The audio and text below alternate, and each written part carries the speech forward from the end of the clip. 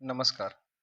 TAT secondary મેન્સની તૈયારી કરતા ગણિત વિજ્ઞાન વિષયના વિદ્યાર્થી મિત્રો, આજે આપણે આપણી સ્પેશિયલ લેક્ચર સિરીઝ હેતુલક્ષી જે પ્રશ્નો આપણે જોવા જઈ રહ્યા છે તેમાં વિજ્ઞાન વિષયમાં ધોરણ 9માં ચેપ્ટર 2 આપણી આસપાસના દ્રવ્યો શુદ્ધ છે આ પ્રકરણમાં આપણે આજે હેતુલક્ષી પ્રશ્નો જોઈશું. તો ચાલો કોમેન્ટ સેક્શનની અંદર હેશટેગ એજેસર લખીએ, લેક્ચરને વિડીયોને લાઈક કરીએ અને આપણે લેક્ચરની શરૂઆત કરીએ.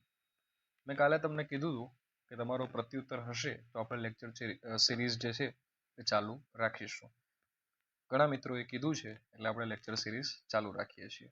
તો ચાલો આગળ વધીએ. કદાચ એક જ વિદ્યાર્થીની કોમેન્ટ હોત તો પણ આપણે લેક્ચર સિરીઝ ચાલુ રાખવી પડતી, કારણ કે એક કોમેન્ટ હતી એમના માટે. તો ચાલો શરૂ કરીએ. વિકલ્પો જોઈએ. પહેલા, નીચેના પૈકી કયું સાર્વત્રિક દ્રાવક કયું છે? તો પાણી છે એ બધાને ઓગાળી શકે છે. ત્યારબાદ મતલબ બધું એમાં ઓગાળી શકાય. નીચેના પૈકી એરોસોલનું ઉદાહરણ કયું છે? તો વાદળ છે એ એરોસોલનું ઉદાહરણ છે. નીચેના પૈકી કયું જેલ છે? તો જેલનું ઉદાહરણ માખણ છે. ત્યારબાદ ચોથો પ્રશ્ન છે, વિક્ષેપણ માધ્યમ પ્રવાહી અને વિક્ષેપિત કલા વાયુ હોય તો તેવા કલિલ સ્વરૂપને શું કહેવાય? આ આઈએમપી પ્રશ્ન છે મિત્રો, એને ફીણ કહેવામાં આવે છે. નીચેના પૈકી શેમાં ટિન્ડલ અસર જોવા મળે છે? તો ટિન્ડલ અસર છે એ દૂધમાં જોવા મળે. ત્યારબાદ વિક્ષેપિત કલા પ્રવાહી અને વિક્ષેપનું માધ્યમ ઘન હોય તેવું ઉદાહરણ નીચેનામાંથી તમારે જણાવવાનું છે. તો એની અંદર આવશે ચીઝ, માખણ, એટલે ઇન શોર્ટ બધા જ જવાબ આવશે. ધુમ્મસ અને વાદળ એ શેનું ઉદાહરણ છે? તો એ એરોસોલનું ઉદાહરણ છે. ચાલો ત્યારબાદ પ્રશ્ન ક્રમાંક 8 જોઈએ. તો 8મા નંબરનો જે પ્રશ્ન છે તેમાં આપણને કીધું છે પોટાશ એલમનું શુદ્ધિકરણ કઈ પદ્ધતિ વડે થઈ શકે છે? તો પોટાશ એલમનું શુદ્ધિકરણ સ્ફટિકીકરણ વડે થઈ શકે. 9મો પ્રશ્ન, ચોકને પાણીમાં નાખતા બનેલું દ્રાવણ ખાલી જગ્યા છે એ નિલંબન દ્રાવણ છે. 30 ડિગ્રી સેલ્સિયસ તાપમાને 1 કપમાં પાણીમાં ખાંડ દ્રાવ્ય કરીને તેને ગરમ કરવામાં આવે તો એ અસંતૃપ્ત દ્રાવણ બનશે. ત્યારબાદ કયો ઘટક અલગ પડે છે? પિત્તળ, હવા, રેતી. તો જો અહીંયા ગ્રેફાઇટ છે, કાર્બનનું અપર રૂપ છે જે અલગ પડે છે. ત્યારે 12મો પ્રશ્ન જોઈએ, અને આ જ પ્રશ્ન તમને પ્રશ્ન બેંકમાં પણ જોવા મળશે. 12મો પ્રશ્ન છે પ્રવાહી દ્રાવણ કયું છે? તો જો ફેસ ક્રીમ એ છે, ઇમલ્સન પણ છે, દૂધ પણ છે, આપેલ તમામ. 13મો પ્રશ્ન જોઈએ તો નીચેના પૈકી કયો પદાર્થ શુદ્ધ પદાર્થ તરીકે વર્તે છે? સોડિયમ ક્લોરાઇડ, ઠંડુ પાણી, કે પછી એરોસોલ, કે પછી માટી. તો જવાબ આવશે સોડિયમ ક્લોરાઇડ. ચાલો 14મા નંબરનો પ્રશ્ન જોઈએ મિત્રો. તો એમાં આપેલું છે નીચેના પૈકી કયું સંયોજન છે? હવા, પાણીમાં સોડિયમ ક્લોરાઇડ, ઇમલ્શન, કે પછી મિશ્ર ધાતુ. તો ઇમલ્શન છે એ સંયોજન છે. ત્યારબાદ 16મા નંબરનો પ્રશ્ન, 15મા નંબરનો માફ કરજો, એમાં આપણને કીધું છે, માફ કરજો 14મા પ્રશ્નમાં સંયોજન પૂછ્યું છે, માફ કરજો સંયોજન પૂછ્યું છે અને એનો જવાબ હવા આવશે. 15મો પ્રશ્ન છે નીચેના પૈકી કયો ફેરફાર રાસાયણિક ફેરફાર છે? સ્પિરિટનું બાષ્પીભવન, પાણીનું બરફમાં રૂપાંતર, કોપર અને સલ્ફેટના દ્રાવણને મિશ્રણને ગરમ કરવું એ રાસાયણિક છે. ત્યારબાદ 16મા નંબરનો પ્રશ્ન છે કલિલ દ્રાવણ એ કેવું દ્રાવણ છે? તો મિત્રો એમાં આવશે વિષમાંગ મિશ્રણ કે જેમાં ઘટક કણો નરી આંખે જોઈ શકાતા નથી. 17મા નંબરનો પ્રશ્ન, એમોનિયમ ક્લોરાઇડ અને રેતીના મિશ્રણને કઈ પદ્ધતિ દ્વારા અલગ કરી શકાય? તો ઉદ્ધોપતન દ્વારા કરી શકાય. 18મો પ્રશ્ન છે ચાઇના ડીશમાં 5 ગ્રામ લોખંડનો ભૂકો અને 5 ગ્રામ સલ્ફર લઈએ તો નીચેના પૈકી કઈ પ્રક્રિયાથી સંયોજન બનશે? તો એમાં આવશે લાલચોળ થાય ત્યાં સુધી મિશ્રણને તમારે ગરમ કરવું પડશે. શેવિંગ ક્રીમ એ શેનું ઉદાહરણ છે? અને આ પણ એક ફેવરિટ પ્રશ્ન હોય છે પરીક્ષકનો, પ્રવાહીમાં વાયુ. ત્યારબાદ 20મો પ્રશ્ન, 25 ડિગ્રી સેલ્સિયસ તાપમાને ક્ષારની પાણીમાં દ્રાવ્યતા 20 ગ્રામ / 100 ગ્રામ છે. 50 ડિગ્રી સેલ્સિયસ સુધી દર 5 ડિગ્રી સેલ્સિયસ, આ બધા તમને ગાફેલ કરવા માટે છે. મૂળ આપણે યાદ રાખીએ પાણીની દ્રાવ્યતા તાપમાનના વધારા સાથે 10% વધે ત્યારબાદ અચળ થાય છે.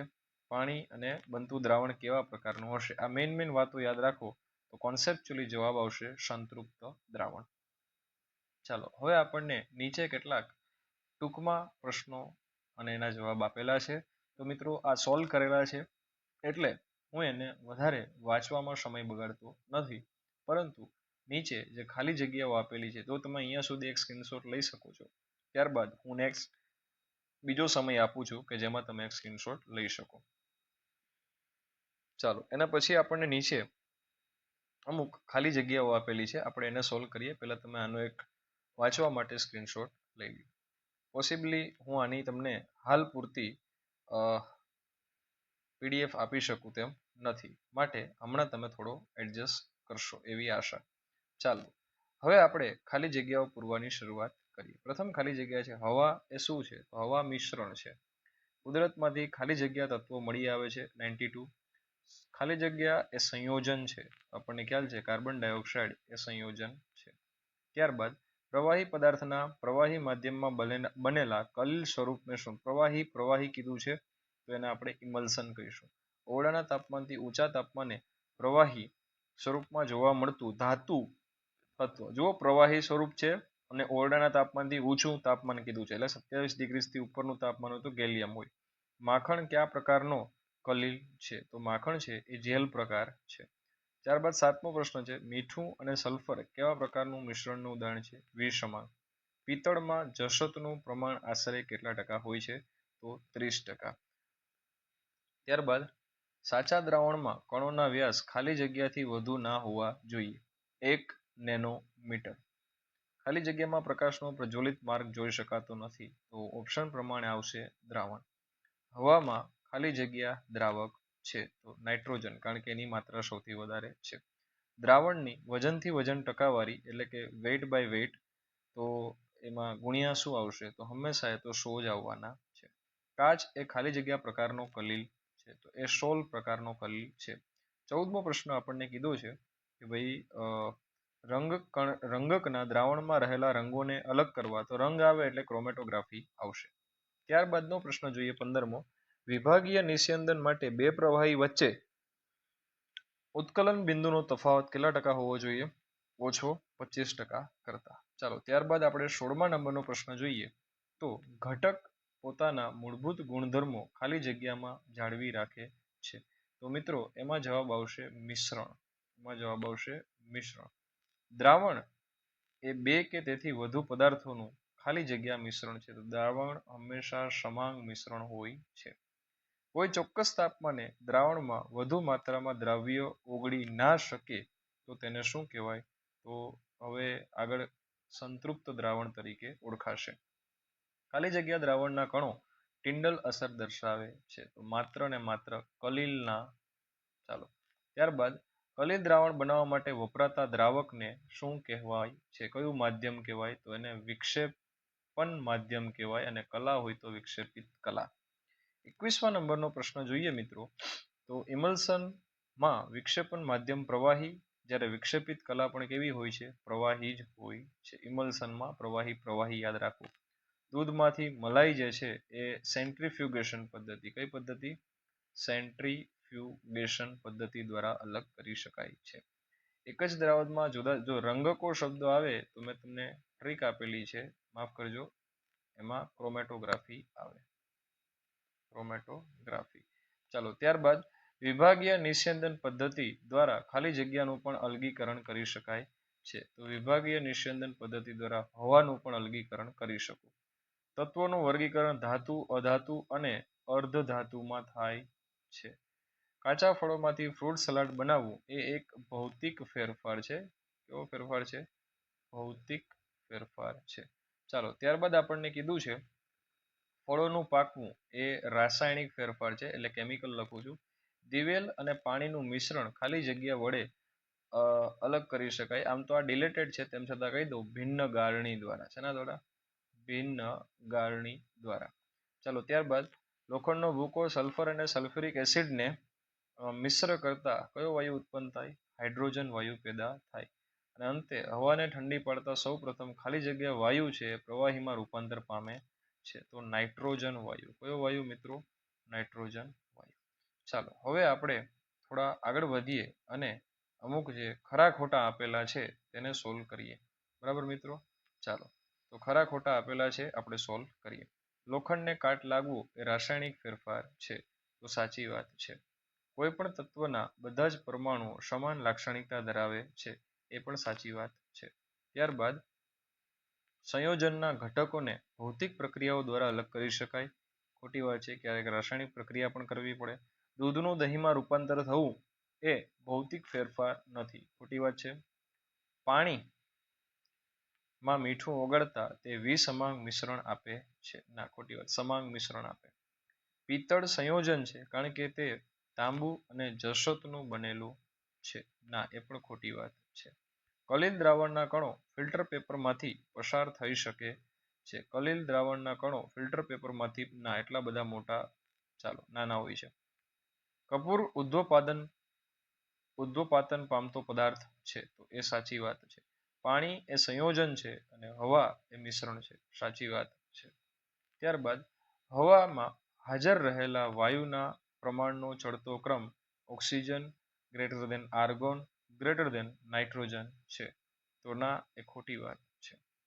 ફટાકડીના અશુદ્ધ નમૂનામાંથી તેના શુદ્ધ સ્ફટિક નિસ્યંદન પદ્ધતિ દ્વારા મેળવી શકાય છે. ખોટી વાત. પેટ્રોલિયમ પેદાશોમાંથી તેના વિવિધ ઘટકોનું અલગીકરણ વિભાગીય નિસ્યંદન પદ્ધતિ દ્વારા કરી શકાય. એ સાચી વાત છે. ત્યારબાદ નિલંબિત કણોને નરી આંખે જોઈ શકાતા નથી. ના, જોઈ શકાય છે. ખોટી વાત છે. ત્યારબાદ ચીઝ એ ઇમલ્સન પ્રકારનું. ના, હમણાં જ આપણે ઉપર જોઈ ગયા એવું નથી. કાદવ એ શોલ છે. સાચી વાત. પ્યુમાઇસ પથ્થર એ ઘન શોલ છે. ના. અને અંતે કલિલ સ્થાયી છે જ્યારે નિલંબન અસ્થાયી છે. ખરેખર સાચી વાત છે. ત્યારબાદ અમુક જોડકાઓ નીચે આપ્યા છે જે ઓલરેડી આન્સર સાથે છે. તો અહીંયા આપણે સોલ્વ કરવાનો ચાન્સ મળશે નહીં. તો તમે એક વખત શાંતિથી આને જોઈ લેજો. અને મારા મત મુજબ આ આઈએમપી કોષ્ટક કહી શકાય. આમાંથી એકાદ પ્રશ્ન પૂછવો હોય તો પૂછી શકાય છે. આના પછી પણ નીચે એક આપેલું છે તો તમે એને જોઈ શકો છો. ચાલો હવે આપણે થોડા આગળ વધીએ મિત્રો. તો નીચે આપણને વૈજ્ઞાનિક કારણો આપેલા છે.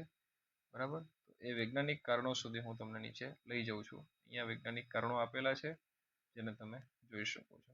સાથે સાથે તમને જણાવી દઉં કે આ ચેપ્ટરનું સ્વાધ્યાય તમે સોલ્વ કરેલું જ હશે. હવે સ્વાધ્યાયના પ્રશ્નો શરૂ થાય છે તો એને તો ખાસ તમારે સોલ્વ કરી લેવા જોઈએ. બરાબર? ખાસ એ પ્રશ્નો આપણાથી ચૂકાય નહીં એનું આપણે ધ્યાન રાખીશું મિત્રો. કારણ કે એ સૌથી આઈએમપી સ્વાધ્યાય હોય છે. બરાબર? તો દરેક પ્રશ્નના તમે સ્વાધ્યાય કરશો તો અને આ એક જ સ્ક્રીનશોટ લઈ લેશો તો અહીંયા આ 10 પ્રશ્નોના જવાબ પણ આપેલા છે. બરાબર? ચાલો હવે આપણે થોડા આગળ જઈએ તો સ્વાધ્યાયના અન્ય પ્રશ્નો પણ જવાબ સાથે આપેલા છે. તો તમે આમ તો ડાયજેસ્ટમાંથી સ્વાધ્યાય કરી જ લીધું હશે. જો ના કર્યું હોય તો મારી તમને રિક્વેસ્ટ છે કે હજુ લેટ નથી થયું, સ્વાધ્યાય ખાસ કરી લેજો. બરાબર મિત્રો? ચાલો હવે હું લેક્ચરને વધુ લંબાવતો નથી કારણ કે હજુ આપણે ધોરણ 10નું બીજું આવો જ એક લેક્ચર જોવાનો છે.